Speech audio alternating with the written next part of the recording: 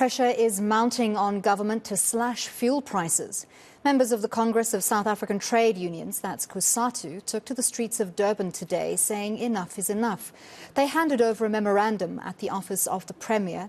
eNCA reporter Lethiwe Mgluli was monitoring the march, and she joins us now to bring us up to speed with some of those demands. Lethiwe, take us through what happened during the march and what exactly the union is calling for.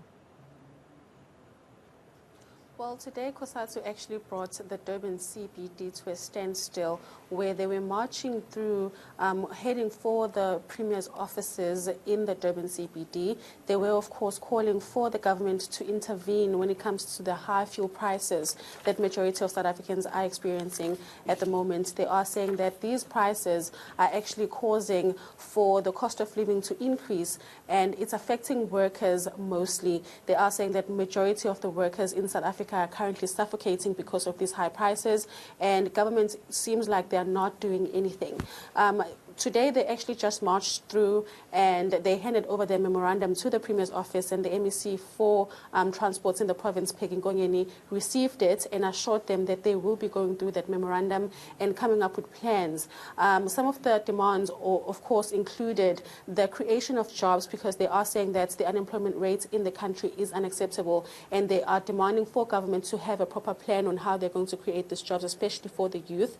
And they also included for government to slash the fuel levy, saying that the taxes that government has on that are quite high, and most people are not surviving because of it. They're also saying that a lot of workers, whether in government or in private sectors, have not had their wage increases, which is affecting them, because that means that they cannot afford anything at the moment. I spoke to Cosatu's Edwin Mkhize a bit earlier on while we were marching, and this is what he had to say.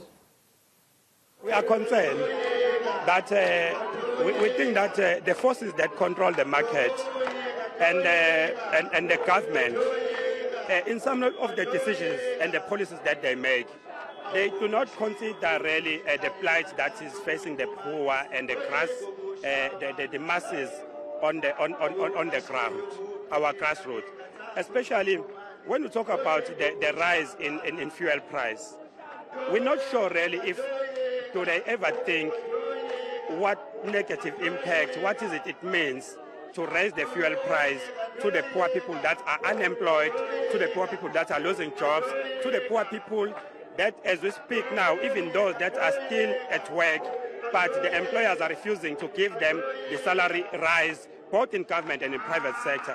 So rising the cost of fuel, it means the rise in food prices, it means the rise in transport, it means the rise in other goods and services, and the livelihood of the working class, the poor people of our country, is really face difficulty.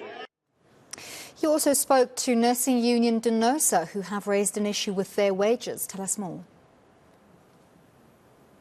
Well, the union is raising the issue of not having any increases since 2019. And they're also complaining about the fact that the government has not hired anyone since then, which means that majority of the hospitals are currently short-staffed. They are saying that they need to go back to negotiations between government and employees, because they feel that a lot of people are suffocating, or a lot of workers rather are suffocating because of this. I spoke to the Denosa's spokesperson here in KZN, Zanele Gumede, a bit earlier on, and she says that their main concern right now is just the increase of wages. This is what she shared with me. We haven't healed from the reneging of government from Resolution 1 of 2018. We find it very difficult to believe that the government can afford to allow fuel and food to increase the prices, but our salaries remain the same. How are we supposed to cope with such increases? Because these increases are affecting us directly as nurses in particular, because we are taking care of our families. So if everything is rising but our salaries are not rising, it becomes a problem. And another issue that we are protesting against is the issue of unemployment. As it is in this province, we've got about 3,000, more than 3,000 vacant posts of nurses that are not filled. And also we've got 84 ComServe nurses that were trained by the department. How can you train people and then at the end of the day you are saying you don't have money? That means there was poor planning. And yet there are shortages of staff. So that is why we are here as an alliance, as an affiliate of Cosatu, sending a strong message to the government that it is our duty to protect our members, nurses in particular, against this exploitation by the employer.